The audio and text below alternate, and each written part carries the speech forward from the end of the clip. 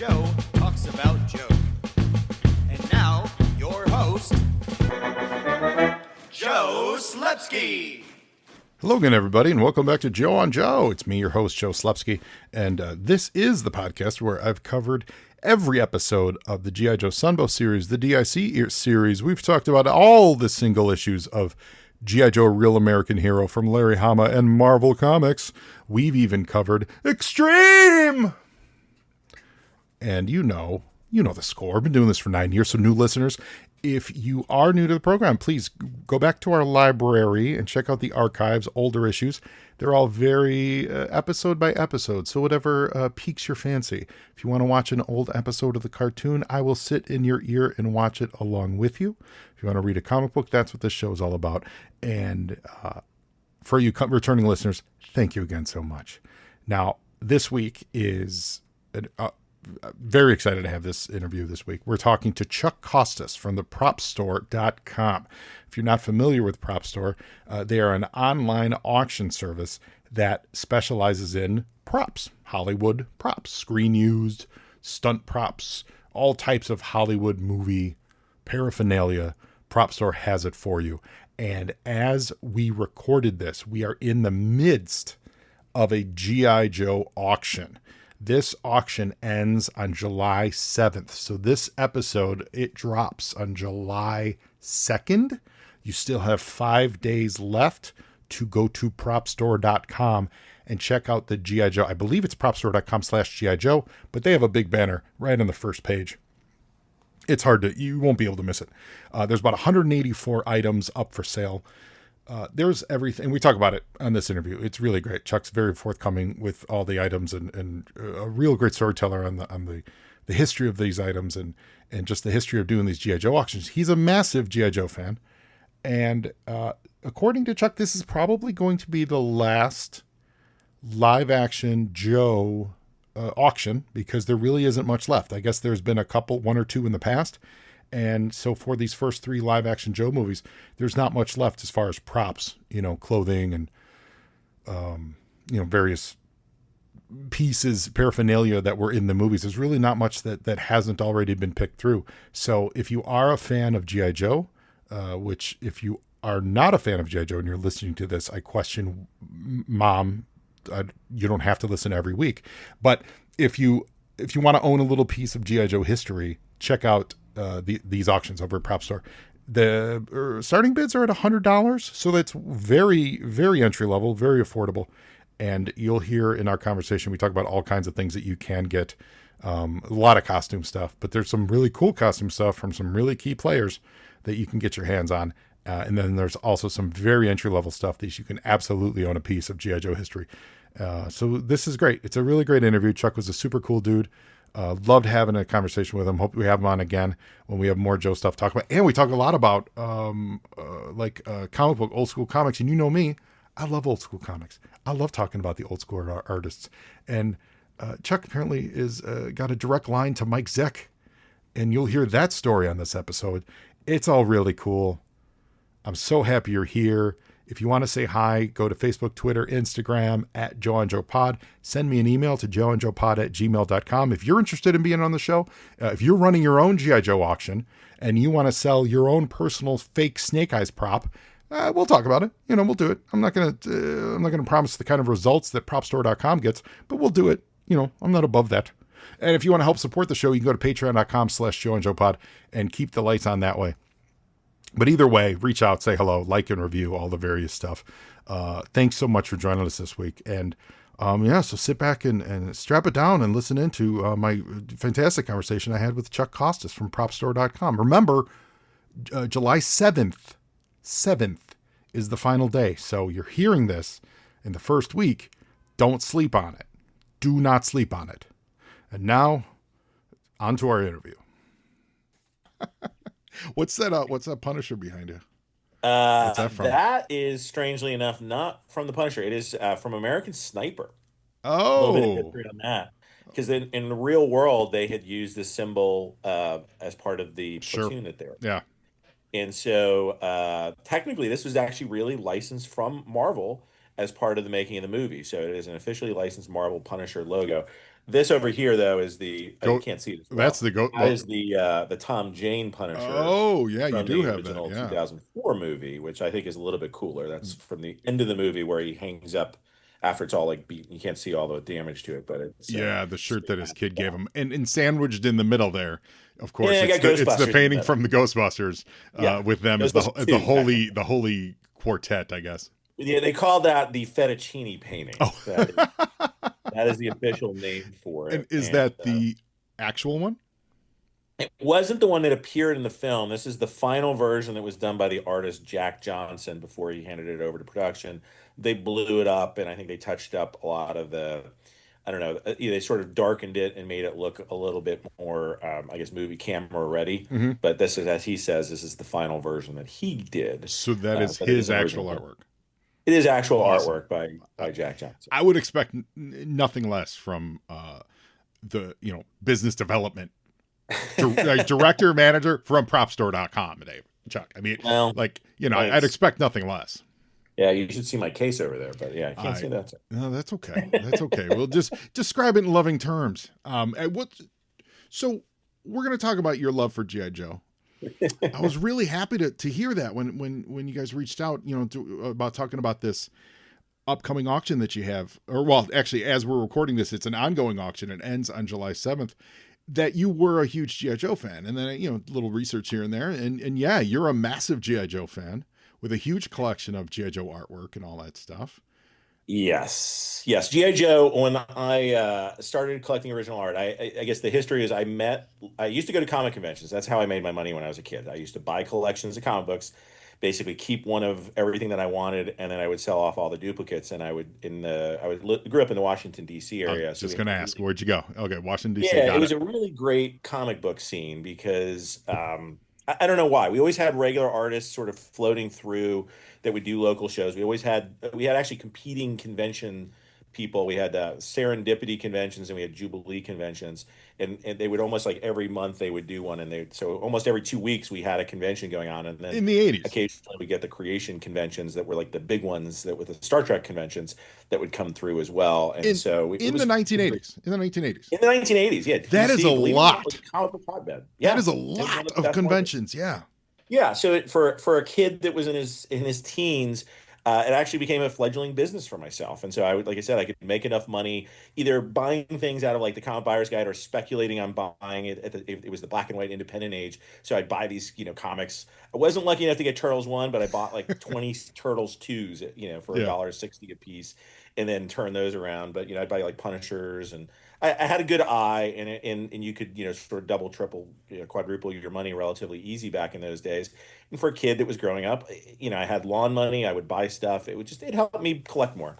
But I met in 1985, one of the early creators that I met was Larry Hama. He showed up at one of the shows in Alexandria, Virginia. And I was set up selling comics there, and I happened to be sitting next to him all day, and didn't know, frankly, it was kind of like, oh, I got the artist for GI Joe sitting next to me. That's great. And my best friend was a toy collector, and I wasn't, as big into that. And I sort of said, well, I like the artwork. So I was like, hey, can you draw some sketches? And he's like, well, I'm not really the artist, but I'll draw you some stuff. And it was like really, he did me a nice Scarlet. He did a nice stalker for my friend. And we just got to know him, and it was hanging out. Little did I know it was shortly after he drew GI Joe's 21 and 26. I was just going So to say, he's being very humble saying he's not yeah, the he's artist being like very, this. very He's a humble. massively I don't do talented much. artist. Yeah. Yeah, yeah. I write the comics primarily. So I got this cool sketch from him, and it got me thinking. I was like, wow, I should just start collecting this original art. And so I met Mike Zeck. There was a number. He came back in 1986. Hmm. Met him when the Punisher came out, and because I had started collecting GI Joe, I was like, ooh, I hope he has some GI Joe covers. And so he had the covers to GI Joe 45, 46, and 47. And he was sitting next to me all weekend long, and this was a creation convention, so it was a 3 day show. And so I basically went to his table first thing. I was like, "Ooh, do you have any GI Joe covers?" He's like, "Yep. Which one do you want?" And I was like, "Hmm." And some of them they hadn't even come out yet. I think 45 may have just come out. Wow. So 46 and 47 nobody had ever seen before. And of course, 46 is the classic Snake Eyes Storm Shadow Yeah. issue. Oh, yeah. And then 47 was I thought the artwork on 47, which introduced Beachhead, was actually, I was like, oh, this is pretty dynamic. I'm like, I think I like 47 the best. I That's wasn't that's really the one into, they're on the devilfish, right? yeah, they're like going Yeah. through the water. It's Yeah, yeah. great. Oh, yeah, that's great. It was great, from an artwork perspective. So I chose that. I think it was $40 at the time. And then the guy I was working with at the show, he chose 45, and then some other kid came by and bought the 46. He was like quick to scoop up the 46 before we, he was like, "Oh, I want that one." Snake Eye Storm Shadow. And so I was like, "Ah, fine." It's like Yeah. the artwork on 47 was better. So that was the first, I guess, cover that I had bought. And then I asked Mike at the end of the show. I was like, "Well, does anybody buy your GI Joe artwork?" And he's like, "No, I don't think really anybody cares about my GI Joe artwork. So if you want it, I'm happy to give you a call every month and see if you want the cover, and if so, you can buy it." And Crazy. so it started up my relationship with Mike Zeck of basically buying GI Joe covers from him every month that they were doing it. So I lived through the whole special missions that he was doing. Sort of the regular run 52. I got that from him with quick kick. Um, and then, as far as I think the last thing I bought from him was the yearbook 3, and so he had that was the also classic Snake Eyes Storm Shadow Yeah. and Scarlet cover, and so that one was a little bit. He was like, "Ooh, this is really good. I'm gonna have to charge you $50 for this one." So he's like, "All right, all right, Oh, I like it." darn. And then, frankly, I got so many pieces of artwork from Mike that I was kind of filling up I used to put them up on my walls. I used to buy frames at the local Hex, Yeah. and I was like, wow, I've really filled up my walls with everything. And I don't know if this stuff's ever going to be valuable because nobody really collects original artwork. So maybe I should put the brakes on for a little while. And he got a rep at that time, and he raised his price from like $50 to $75 a cover, and that was like crazy prices. That's nuts. Yeah, it was crazy. So, but it got me starting to do that. And so, I just kind of kept on the kick of buying GI Joe artwork. I tracked down a lot of early pages, and when I worked in California, fast forward many years, around 2000, and one of the people I connected with then, strangely enough, because of his Tales from the Crypt artwork that I was trying to get, was Mike Vosberg. Mm. And don't know why, given that I'm a huge Punisher fan and GI Joe fan, I had forgotten that Mike Vosberg had drawn GI Joe Yeah, yeah. in Punisher, and he was really kind of the, I guess, second major, second regular artist. Although Perlin technically was the second artist to draw GI Joe, but Mike still had some of his GI Joe artwork, so I was able to get some stuff from him directly. And go into many stories about that, but maybe not in this podcast. And then, Herb Trimpe also became a friend of mine as well, and he had sold off his artwork years and years ago. But I tracked down people that had that and was able to buy some of the very early issues, like issue 1 and 3 and 4, and some of the stuff that he had done back then.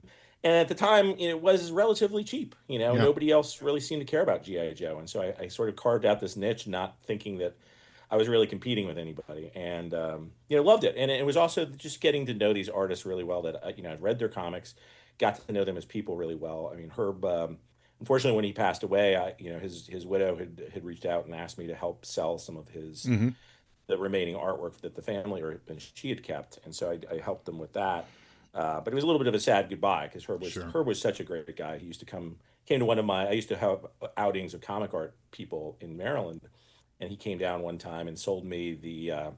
He kept all the special missions artwork because he felt like that was like for him was the best artwork that he had ever done on GI Joe. I agree with that. His special missions artwork is next level. Yeah, it was a little different for me at the time. It was a little shock because I was as a kid I grew up sort of seeing this very blocky Herb Trimpe sort of Kirby-esque style, Hulk. Yeah, and his when Hulk he did stuff. his special mission stuff, what people don't realize about Herb Trimpe is that he could adapt his style to whatever the editors wanted. I was just going to, I've said that on the show before. That man was absolutely more brilliant than people give him credit for. He was a chameleon. Even when he adapted after being a veteran of the industry for at that point 40 some years, he adapted to the Image style in the 90s. Yeah, And you're yeah, he like, saw that was the yeah, future, and he's like Rob Liefeld's in. yep. Let me go Rob Liefeld And style. he did it. And it's like, wow, yeah, he had to been drawing comics for 40 some years at that point. And he was flexible enough to be able to do it. And in a for that style, very passable way. Yeah. His Hulk stuff's amazing. His G.I. Joe stuff's amazing. His special mission stuff is his top G.I. Joe stuff.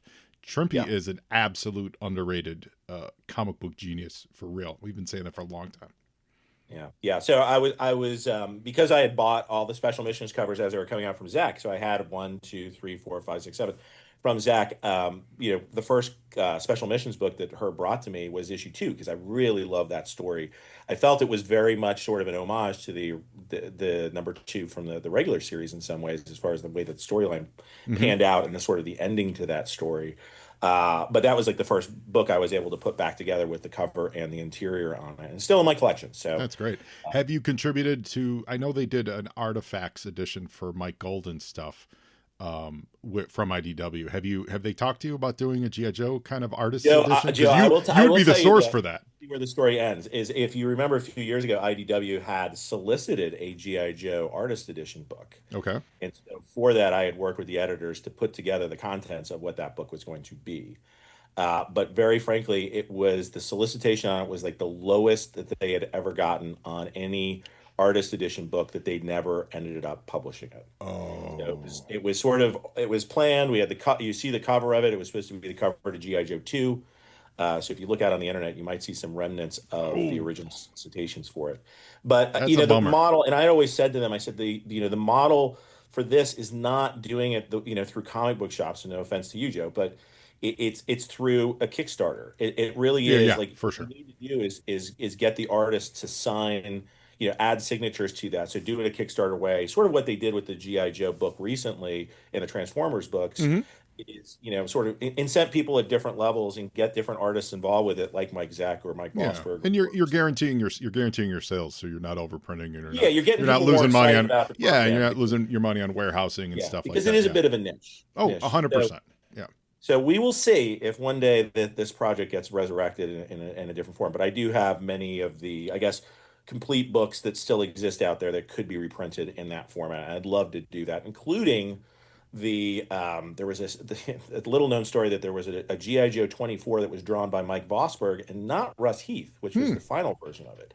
So I have Vosberg's original pencils Do you? for issue 24 that have never been seen publicly. Well, I hope one day that they do get published because Skybound, if it's a Skybound, if you're huge. listening, But if you're listening, Skybound, uh, reach out. Have you spoken to anyone over there, or I do you know cannot anyone on that side of comment. the fence? I Okay, cannot comment. all But right. they are here in Los Angeles, Yes, so they are right down the street from me. I right know. down the Oh, I street. know where So they're at. so yeah, yeah. But no, I can't comment on future projects. But I hope one day to be able to contribute back to the Joe community through the original art. But That would be great. I mean, the amount of money and the response they got to the Joe Omnibus stuff, that just yeah, says do more Kickstarter absolutely. projects, do it in I thought it was one of the whatever best campaigns ever. whatever the form is. Yeah, absolutely do it.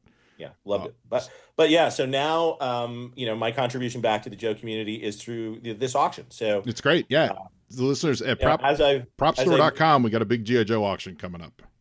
yeah, go to propstore.com/GI Joe and you can find it. And I guess I'll say the dates. It's already started. And as of today, it's June 27th, but it's going on through July 7th, 2025. So if you go to propstore.com anytime before then, you will find it. But I guess I got started, sort of as being a longtime comic book and then comic art collector. The natural transition for me was moving into sort of movie props, especially since I moved to Los Angeles. Hmm. I joined Prop Store about 6.5 years ago, but Prop Store had done a GI Joe Rise of Cobra auction prior to that, and I had actually participated in that and bought a number of items. And right now, I bought a complete or somewhat complete Snake Eyes costume from the first movie, Oh wow, and then a Scarlet costume, like the hero Scarlet costume from the first movie. Um, and I have now put those on display. I actually have an art exhibit going on of the work of the Marvel art of Mike Zeck going on at Indiana University. But I put those costumes on display with it to sort of show here's some of Mike's GI Joe artwork featuring Scarlet and Snake Eyes. But ultimately, I believe that Mike Zeck's version of sort of Snake Eyes version 2, on that cover of 63 or the cover to 50. the landmine cover, I'm sorry. the landmine cover where they're walking. He and Scarlett are walking through the field. Is that the I one? like the landmine cover, but then there was the 25th anniversary cover, which was issue 53 that I think Oh, everybody. his headshot. Yeah, I Yeah, think that sort of defined sure. Snake Eyes version 2 for everybody in Yeah. some Well, ways. the So best version. We just call that the best version. Everyone knows that. the Yeah. best, Everyone knows like the that. first, Well, like the first iteration of you, Snake Eyes. you oh he's no he's good. You casually drop this, and we'll circle back to the pop store. You do also this you have a program running at Indiana University now, and a display of all this Mike Zeck artwork. I'm a Yes. Chicago guy, so definitely got some Chicago listeners here. Yes. It runs through early next year, I think. Yeah, early next year. I don't know if they give me an exact date. I think at least through February, maybe March of 2026. And if it really talks through Mike Zeck's Marvel career. That's where I do have the cover to G.I. Joe Yearbook 3 on display. So if Mm-hmm. you want to see that one, which is a classic. Strangely, years later, although I didn't buy it from Mike, I found the back cover to that, which I paid a whopping $100 for. I can tell you that much. So I have 150 into the back Hey, cover. if it makes you feel better, I paid $6 for an original Walter Simonson, circa like 1990. Wow. Yeah, yeah. Wow. It still has the pencil price tag in the corner. I know. It's like we Yeah, talk like we're like old guys now. It's like, whoa, back in the day. yeah. I tell my wife, I go, if something crazy happens to me, she knows where that is. I'm like, everything else is whatever. I go, but there's like 2 pages I got there, but you know For where you. they're at. Deal with them. Yeah, no. Well, So, how did it? so I have Yeah. that going on. It talks through Mike's career, starting with Master of Kung Fu, all the way through. Yeah, I guess Craven's Last Hunt in some ways was his last Man, major Marvel work that he did. But so amazing. a lot of Secret Wars artwork that's becoming somehow more relevant these Yep. days. Yep. How did it end up at Indiana University? Did you go there? Did Mike go I there? did. I did. I was an alumni. I went to undergrad at Indiana University. My parents had lived there, and strangely enough, I had been doing a real estate deal. They had wanted to buy some of our family property, and so we did a deal with them. And somehow the conversation came up of, I'd like to try to figure out how I can give back to the university. I'd love to do some art exhibits with you guys. And they had let me know that my old art school, where I took art classes, had been converted into a pseudo museum.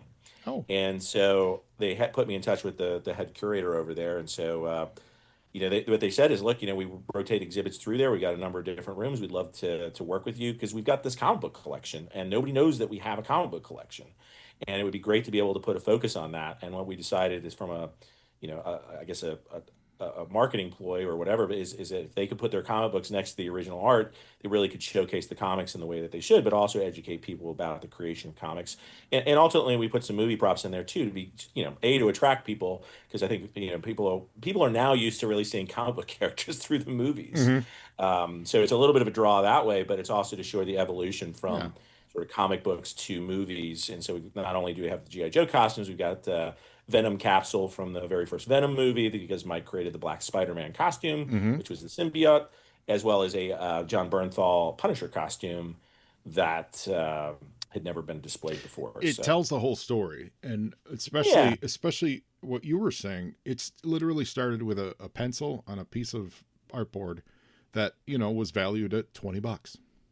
You know what I mean? it had Like, actually no value. I mean, it was really yeah, done yeah. for That's all publication. this stuff that it Yeah, just it starts with the germ of an idea, and it becomes yeah, something that's crazy. And these days, a lot of people just see the crazy, and they don't realize, no, this stuff had such humble origins, and yeah. and I it's mean, it's important it's to remember the creators that did that. yeah. You got to remember. I mean, a guy like Herb Trimpe, he was really just trying to earn a paycheck to Yeah. bring money home Oh, to the family. totally. Absolutely. Um, and I've gotten to know his family, which is they're all wonderful people as well. But it really was a job for him, so that's why he was willing to be a Yeah. chameleon and do I whatever it took to do I that. was Yeah. lucky to meet him once. I met him once. It was right before. It was like a year before he passed. I just recently moved out to LA, and he was doing like a Long Beach show or something like that. And as soon as I saw him, I'm like, I need to get your autograph on this GI Joe poster. I'm like, that's your stuff is so instrumental. And then and so that's one of my treasured. And it's got his to Joe and all that stuff. So that's one of my treasured on my art wall pieces that I was finally able, because I've been going to comic shows since I was 12. So I've got various autographs from various people over the years, on old show stubs and things like that. But like that was really elusive. He was elusive for me just because I'd never crossed paths with him. So it was really special. He was a real special artist. It's nice to hear that he was a special guy as well. He really was really really nice. I think all these people are really good people that ultimately did it. And, even Mike Vosberg. It was can't say he came from even Herb came from a military background. Mm-hmm. Mike did not, and quite the opposite, in fact. And so it was for him. It was about telling stories here and bringing it to life. And I admire it. But Mike Zeck's stuff, really, when he did the covers, and they put him as the cover artist because it was to attract readers. It was to sort of up level it, take it to the next level, and sort of attract people in and want to buy this. And Yeah. you think about the distribution of the comics back in those Oh, days. yeah. They were probably competing with X-Men, as far He as was, yeah, and readership. he probably was the most impactful cover artist, definitely of GI Joe, but of the '80s, he's definitely in the top five. You talk Yeah. about your John Burns and your Simonson and all that stuff. He had a way of encapsulating a cover that also told the story. It wasn't just like most covers these days are just pretty pictures of something and do you like the art style or not. His covers told the story that was happening in there and still had this one-off impact. It had this iconic look to them. All the Craven the Hunter ones. They're telling you what's going on in those books, but then they also could be posters on your wall. That was something that Zach really, really put a finger on in an early day. So I love seeing it. Our friends, What's on Joe Mind, they're based out of Indiana. So if you guys don't go over to Indiana University and check this out, you're missing out. You're missing out. You're a failure. And I will yell at you the next time I talk to you guys.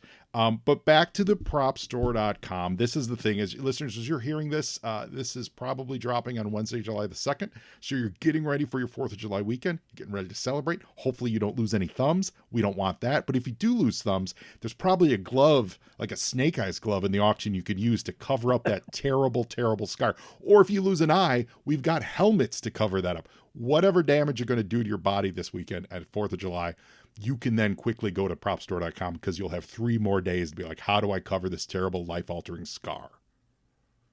That's why we're here. That's a good sell, Joe. Hey, that's a good sell. It's what I do. But yeah, no, the auction goes through July 7th, so you do have a few more days. Yeah. And you got a ton of items on there. There's like 184 lots, if I'm counting correctly.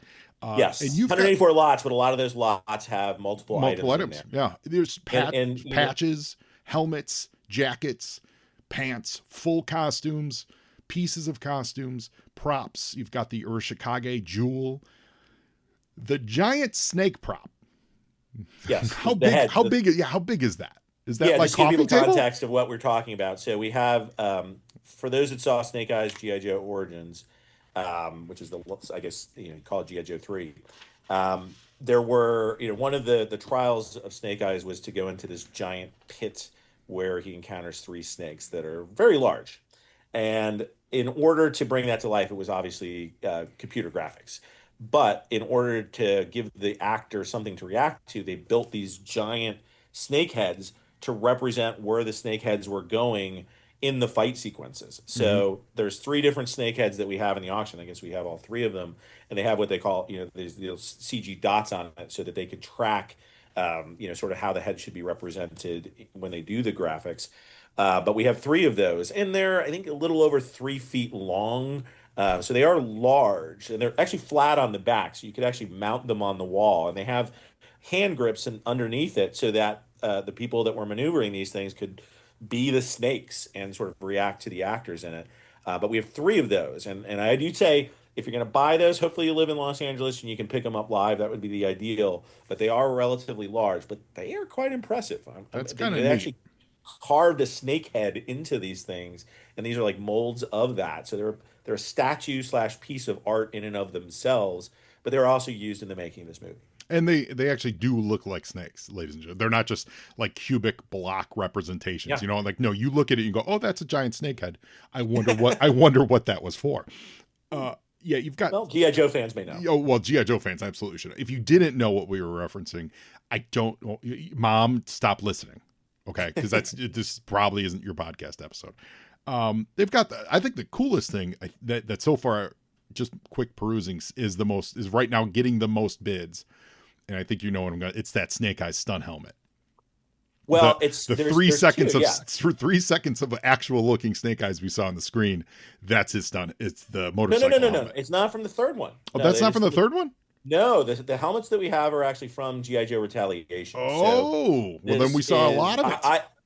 Yeah, I mean, I consider them this, and there was a lot. So if you think about GI Joe Retaliation, Snake Eyes is in a lot of that movie. Oh yeah, for sure. And then there's a main actor who I think we know who it is, but then there was I think 1 or 2 stunt actors as well that would also sort of share the responsibilities for doing some of the stunts. And so for that, they had to build these costumes. And the helmets that obviously they redesigned it between Rise of Cobra and Retaliation. And they sort of gave him a sort of a fully sculpted motorcycle type helmet that has a visor that is attached with magnetic clamps to the front of it. Um, but I had never seen one of these helmets ever before. This auction came up, and as we got to doing this, it was kind of funny because I was like, I've been looking for one of these for my own personal collection for Hmm. about 15 years at this point in time and never seen one come our way. And here we have actually two of them in the auction. One that is part of a costume. It's mostly complete. And then the other one is just the helmet with the chest plate, strangely enough. And I can give you a little bit of like it's an interesting story behind the chest plate because Please. as I was looking, we got a couple of these things and we looked at the markings and it said you, for set deck. And I was like, why would they have a chest plate as set deck? And the reason is if you look in the third movie, when they go into the Arashikage lab, Hmm. and they sort of see, I think what you were referring to is you see the helmet for the first time. Hmm. You actually are seeing, I believe, a G.I. Joe Retaliation Snake Eyes helmet if you look very closely Oh. with the chest plate in there. In addition, what you see is a chest plate from the underwater. I think we have one of those in here. But when Cobra Commander and Destro and then ultimately Storm Shadow are captured in Einsargen prison, they're put in cryo chambers. Uh-huh. And if you look really closely, the see-through chest plate from one of those is also seen in that lab. Oh, So that's it's neat. interesting to sort of see when I was preparing for this movie or for this auction, I went back and watched all the movies and I'm like, wait a second, they actually did reuse some of the props from the second movie and the third movie. That's really cool. So Snake Eyes fans, that's the stuff to keep your eye out for. You can also get one of his Keep your leather eye, jacket. yeah. And remember, Go when you first see the lab where Snake Eyes sneaks into the Arashikage lab. You'll see these things all on the table, kind of like a very Wrightson-esque, sort of lab in there, and you'll find these like hidden objects yeah, inside there. Firefly's stunt double leather jacket. That's really cool. There's a lot of the clothing is kind of normal street, like you could get away with wearing it. And then, but listeners, you have to remember, actors are very small people, and these are all customized for very small people. I Well, don't. I would say I, that, but Joe, I would also say that we've got a number, and I intentionally did this because when Propster had its very first auction of Rise of Cobra many years ago, they also sold some of the background jackets that were in costumes that were worn for the background actors that uh-huh. were Joes, and those came in various sizes, and so a lot of times. I would, unfortunately, I was in the Palisades fire, so I ended up losing my Oh, collection of GI Joe jackets, which was very oh. sad. Well, I'm more Um, sad about the Palisades fire. Home yeah. wise, are you or were you? Are you still displaced? Have you? Technically, I'm still homeless. Yes, no, but Yeah. we did find an apartment to live in, and so we're recovering, And but and everyone we're rebuilding. physically But safe. I'm sorry. Physically everyone was safe. You got out okay. No one. No Yeah, one. everybody was in it was safe. I think it's I won't go into all the details of the Sure. fire. I mean, about a third of my neighborhood was Yeah. wiped clean. Oh, Unfortunately, more of the Palisades was just as people may have seen on the news. It was 6,000 it's crazy. houses that lost at It's least just in the Palisades. I think it was 15,000 overall because of all these fires. yeah. It looks But like you something see out of what a movie. that It does. looks like something out of a movie. Like It, you're it like I does. It can't. Yeah. really, I sort of get the feeling, having lived through it, of what it was like to live maybe in like Hiroshima or Yeah. Nagasaki or something like that. But, I won't compare it exactly to that because it wasn't exactly that, but the after effects of what it did, it just bombed out an entire city. Mm-hmm. And to go through it for, I had access to the city when many people didn't. And to see all the destruction, and there was literally city blocks that were just, houses that used to be houses that are just no longer Mm-hmm. there. And businesses, And, people's. and I it mean, meant a lot of livelihoods and collections yeah. like my own. I was able to get some stuff out of the house, but I had a Snake Eyes. I had one of those, the winter outfits from the first GI Joe Mm-hmm. Rise of Cobra, and unfortunately, there's no way that you can sort of take that off a mannequin really quickly and Yeah. put it in the car. Right. So it ended up no longer being part of this earth. But um, Well, I am sorry, but bigger picture.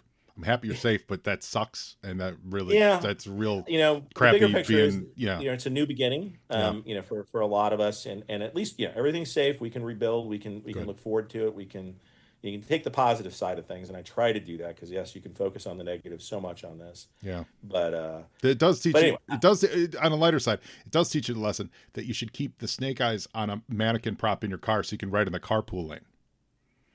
well, I keep saying the good thing is for this Indiana exhibit that we were talking about, a lot of Yeah. the stuff I had was Oh, actually sure. stored at Yeah. work. I was staging it to ship out to Indiana, and so my other snake eyes did survive because of that. So it was Hmm. at work. So some of the collection did survive Yeah. because of that. But Wow. yeah, I guess I'm trying to remember where we were starting Oh before well, we get no. into Well, we were talking about snake eyes. We were talking about costumes to fit fat dudes. You got them. Yes, You you got the can back. do. You got the background Joe, are costumes. you looking at me and saying that? No, I'm I think looking you at can do myself. I'm non-CG. literally staring at myself, going, "Oh my God, where's a jacket that I could fit in?" And I did see Yeah, there were some extra larges.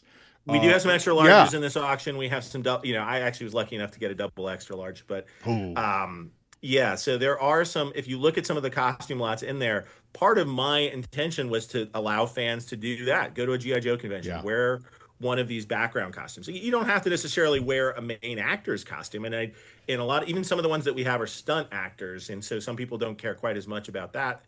But I would encourage people to look at the eye, as far as like these are actually really cool just to sort of wear Yep. at special events in some ways. And I would do that all the time. And in fact, from the first auction, I had a number of jackets and I gave one to every one of my friends that was a G.I. Joe creator. So, except strangely enough, Mike Zeck did not get his because he's been over in the Philippines for years, but I gave one to Larry, Steve Lealoha, John Oh. Beatty, Mike Vosberg. So, Oh man, all those guys. I met Steve Lealoha last summer for the very first. I'm 50 years Yeah. old. I met him for the first time, and my jock. Because I don't know that he does a lot of cons, and No, so he doesn't. yeah, and it was at San Diego, and he was just at an artist alley kind of table chilling, and my jaw dropped, and I went, "Wait, you're like," and he started smiling. I'm like, "Oh my God, what a treasure! Go to Comic Cons, meet these people.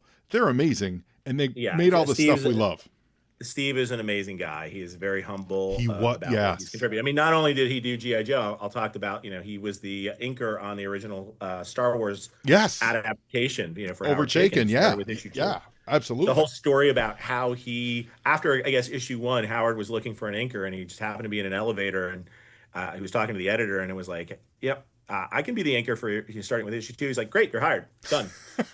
And that that's how sounds he like got a the Howard job. Chaykin thing to say. Yeah, it really Yeah, does. but the odd thing about that too was when they were drawing that, another interesting story was they didn't know what Darth Vader looked like back then. And so They it was funny colored him talking green. about him and Tom Palmer. They had these reference books, but they, and I guess they got to go to some early screenings on some Yeah. of these things. But a lot of time those artists were working on these. That's why the cover to issue 1 of Star Wars is like, is that really what Darth Vader looks like?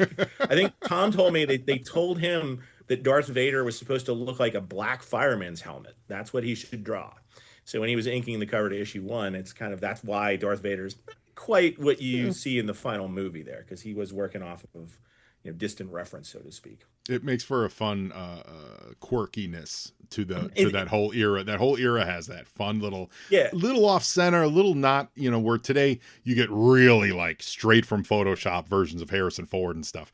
Back then it's Yeah. like, this is the comic booky version, and they're allowed to have a little more fun, Look at the cover. I mean, Yeah. the gun is completely wrong for Han Solo. It's not Yeah. even close, But anyway, But there are I digress. auctions. There are lots in this for people who are interested in every level. There's the ones that are going to be Yes. more expensive, your Snake Eyes and probably your yes, the Fireflies. Snake Eyes, two Snake Eyes helmets in Yeah. there. One I'll mention, it's got a reproduction helmet. We actually a reproduction visor, because one came without a visor, and we went back to the original company that made these, Ironhead Studios, and we had Oh, them cool. make it. It's not a see-through version of it. It's actually a more of I guess just a one to make it look complete. But we Yeah, went back and made sure it was accurate, which you cannot find an accurate Snake Eyes from Retaliation out there. And as I was starting to say, even with those, those cost $30,000 to $40,000 a piece to make those helmets.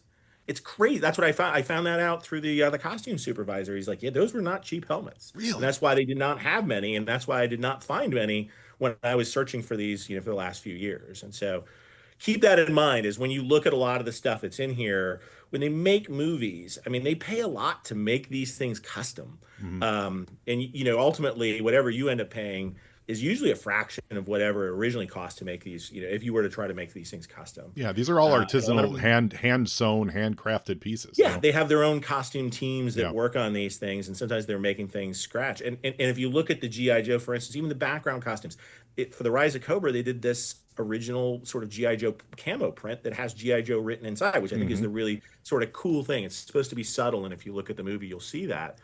But it's a hidden thing in there. A lot of those fabrics, all custom made fabrics that they would make for the films.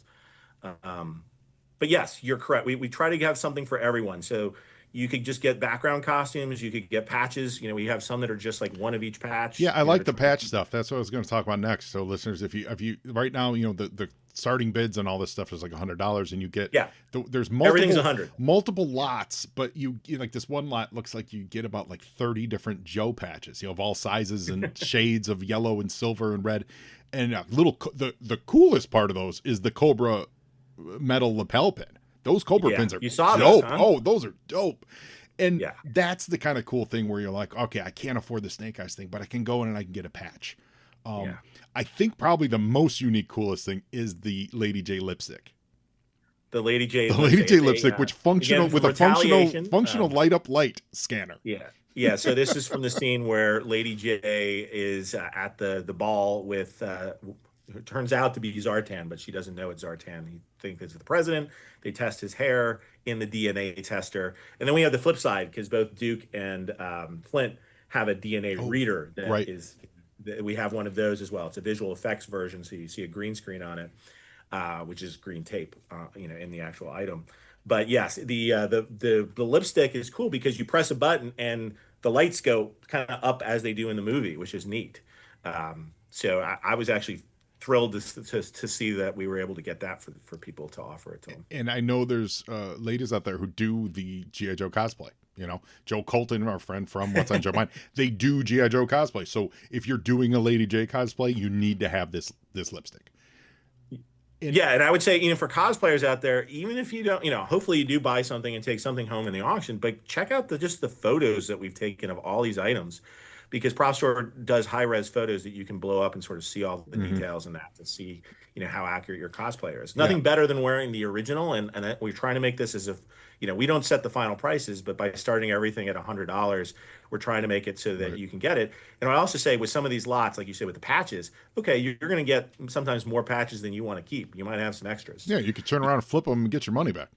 Well, you can put them on eBay, right. But you can also, it's like I would say, team up with the friends. You like there's a lot of the helmets that we have. We've got like 5 helmets, and some of them are multiples. So if they buy 5 helmets, it's like they keep one of each type, and then they trade you 2. You can do some swapping there too of some of the lots. We put them, we organize them as best we could to give you value for money in many cases. And try to keep it reasonable though. But I do think there's room for that. And I saw some of that after the first auction is that, some people just kept some of the stuff, they sold some of the stuff, and that's fine. Yeah. That's cool too. And speaking of the actual website itself, before our interview, I signed up to be a bidder. Could not be faster. I believe I was timing myself. It was like 3 minutes from start to finish. I've done some auction, to register as a bidder. I've done some auction website bidding before, and it's a lot of times it can be very complicated because they want to verify some things. I forget their actual website, but your website is super easy. It's like buying something at any kind of online shopper. You put in your credit card, they go, okay, great. You're going to bid it. We're going to bill you for it. You're going to win this stuff. So if you're at all worried about that, because it's not a traditional, e-shop kind of a situation, it is super easy to sign up and go through their 184 items, find the one you want, and the bidding seems to be very, very easy. In fact, we're going to do one live right now. I'm going to bid. You can tell them which one you're bidding on? Yeah, well, yes, because I don't think I'm going to win it, but I am going to bid on a set of patches. I'm not going to bid on the Urashikage Jewel because I know Diana Davis is trying to get that, and I'm not going to put her on. But there's 3 of them. There are 3 of those. There are 3 of those. So I am placing my bid for a set of patches. We'll see if I win it. So you've got the button, the Outlook, Google, and SMS. That's to sign up to be notified, to remind you so you pay attention, about the right? auction process, because not everybody's going to be familiar with PropStore.com. Yeah, so the auction you can bid right It's now asking me to confirm the through bid. July 7th. I'm gonna say yes. Okay. And you can basically put an advance bid like Joe is right this second. In fact, he just Boom. did it. Bid. But you can also wait until July 7th. And a lot of people will do this, similar to eBay. They'll wait to the Yeah. very last minute and say, I want to beat everybody out and don't want anybody to have an advantage. What's a little different with us is that where eBay will do sniping, where you can come in at the very, truly the last second and place your bid and The outbid worst. somebody. The worst. We have a what we call a extended bidding format. So if you bid anytime within the last 5 minutes, it extends it another 5 minutes. So if it's at 2 minutes and you add 5 minutes, it's seven. That just tries to level the playing field a little bit. And Chuck, as an eBay seller myself, I yeah, applaud you so much for that. I absolutely loathe the sniper bots. They're the worst. I love yes. that it extends the auction and really gives people, fans who aren't just there to, you know, snipe, the opportunity to say, oh yeah, no, I really do want to spend $5 more and get it. That is such a cool feature. I wish eBay did it that way. Yeah. But we end it. So as you said, there's 184 lots. We start with lot one at, I believe, 9 o'clock in the morning Pacific time on the 7th. And then we start ending it we schedule it to end every minute after that. But if somebody extends bids, you could end up in a situation where lot one ends after, lot seven or something like that, because Yeah. extended bidding going on. And I'm now going to sign up for my SMS alert. Okay. To So remind let's you to so check see that. how easy this is. If you do get outbid, Joe, I will tell you, you will get an alert that tells you that somebody has outbid you. So That's it'll give you a okay. chance to know that. The other thing I'll say is anybody that registers for the auction, we are actually giving away some free goodies as well. We have some patches and like a pretty complete patch and pin set. I think it's the most complete one that we were able to put together, that we're just giving away if you just register. You don't necessarily, no purchases required, but just go ahead and register for the auction and you'll be entered to win that. And in the time it took you to say that, I just registered for your SMS and to tell it to remind me when the auction for this lot that I bid on. So that's literally how easy it is, guys. Excellent. Do not sleep on this stuff. And the other piece of ephemera in your collection that is really, really actually pretty cool, the Cobra box. And I know it's just a wooden crate. You're talking about the wooden crate Yes, from it's got third movie. It's got a great Cobra logo on it. Yeah, That would this is be- where they would hide the guns Yes, in the movie. Yes. that No would guns included, but yes, they were that would inside. be perfect in your living room to hide some of your collection. And then when someone comes over, you happen to lift it, and oh, there's a Cobra logo on the inside. That crate looks really great. It is very cool. It is what they also call screen matched. And what screen match is, for those who don't collect movie props, is there's a nice, I guess, feeling when you know that the item that you have there was actually used in the final cut of the movie. And so what we look for are specific flaws or tells on an item. So sometimes with clothing, we saw this a lot with the Duke costumes. The way that because it has that G.I. Joe logo in the fabric and the way that it was cut, it lands differently on every single cut. And so we're able to actually match that pattern to the movies and find out where this particular costume may have been used. Same thing with the crate. There's knots, there's wood grain in there that you can match to, so that you know that this was one of the wood crates that was specifically used in the final cut, and you can sort of see it on screen. So we have a screen match gallery that if you go to propstore.com/GI Joe, you'll see that screen match gallery. That'll show you the items that we have sort of shown you the screen match, and we'll actually show you side by side to a still from the film. But I will also say, not every item, we didn't try to screen match every item. So you may find things in there that ultimately you do the same thing with. But we think it's a nice value add to know that you got. It's a huge value add. Yeah, I learned that from the Stuff That Dreams Are Made Of. Stuff That Dreams Are Made Of podcast. Yeah, Dave Mandel show. Which is a great podcast if you're into movie collectibles. That is, and screen matching is, they talk about this a lot.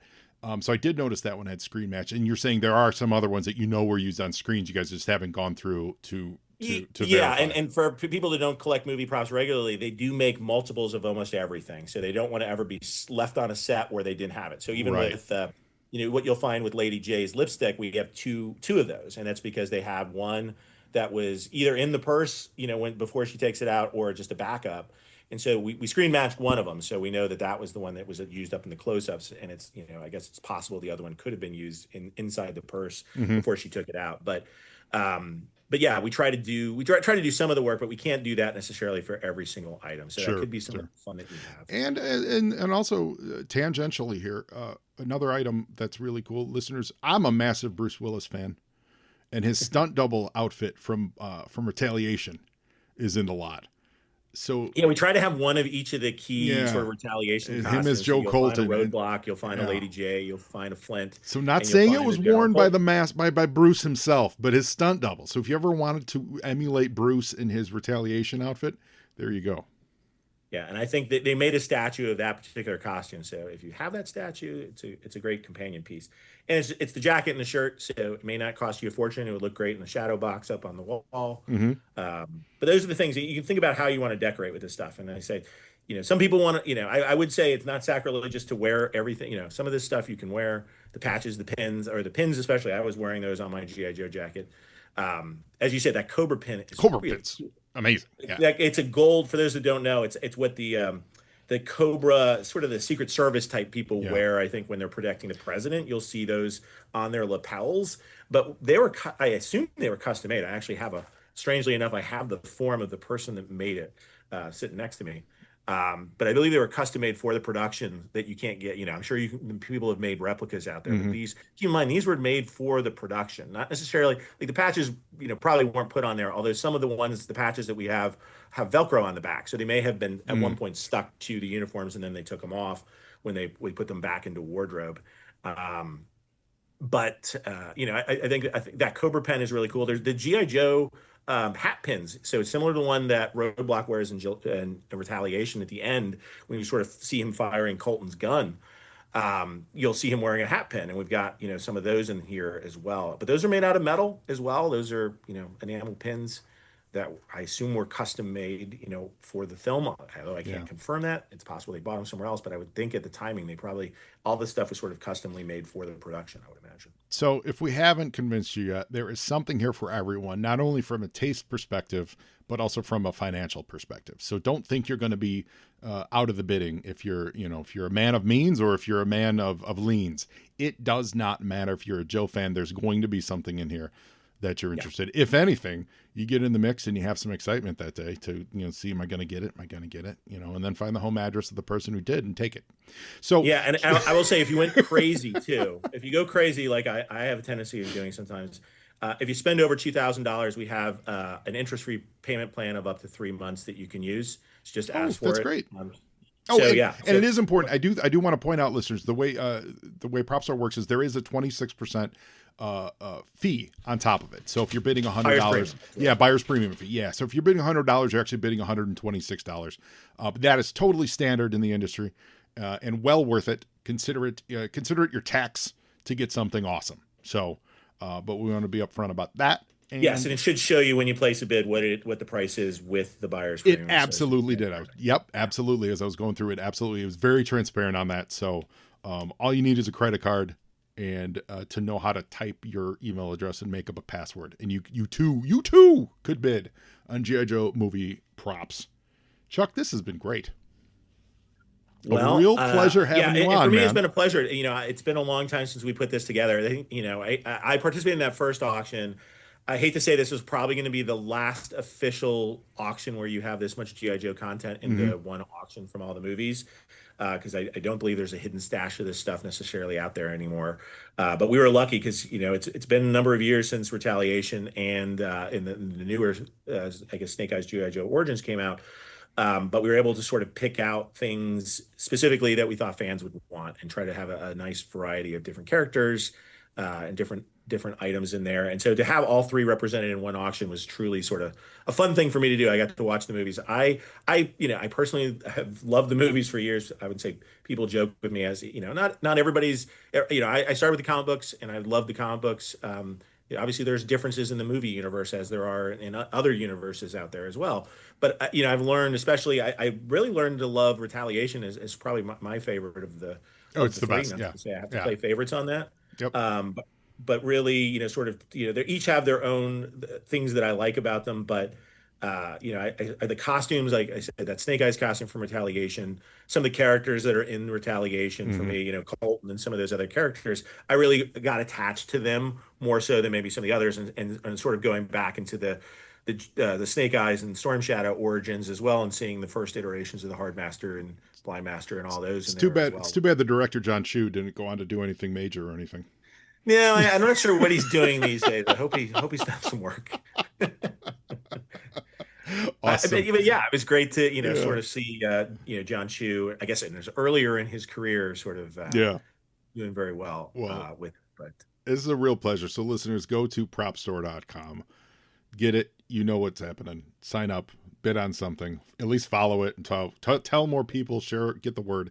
Because what you don't want to do is you don't want to be talking to your G.I. Joe friend in a couple of months and be like, yeah, did you see that Snake Eyes auction? And then he looks at you in the eye and be like, I would have given an eye tooth to get that Cobra box.